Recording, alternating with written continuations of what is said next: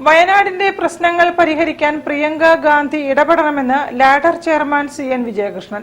വയനാട് ദുരന്ത മേഖല സന്ദർശിക്കാനെത്തിയ പ്രിയങ്ക ഗാന്ധിക്ക് നൽകിയ നിവേദനത്തിലാണ് അദ്ദേഹം വിവിധ വിഷയങ്ങൾ ശ്രദ്ധയിൽപ്പെടുത്തിയത്.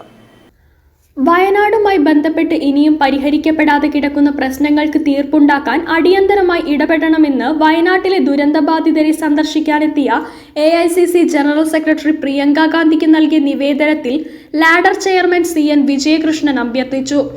കർണാടകയിൽ രാത്രിയാത്ര നിരോധിച്ച പ്രശ്നം ഇപ്പോൾ സുപ്രീം കോടതിയിലാണ്.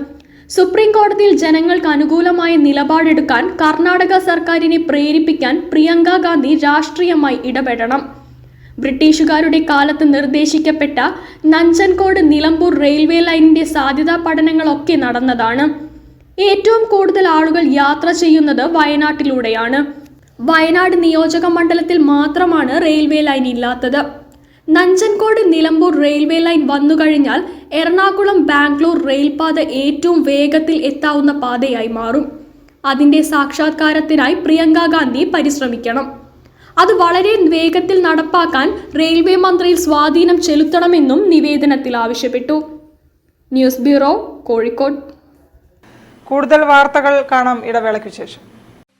ക്യാൻസറിനെതിരെ പൊരുതാനായി കാലിക്കറ്റ് സിറ്റി സർവീസ് സഹകരണ ബാങ്കും MVR ക്യാൻസർ സെന്ററും സംയുക്തമായി അവതരിപ്പിക്കുന്ന ക്യാൻസർ ചികിത്സാ സഹായ പദ്ധതിയാണ് മാസ് കെയർ.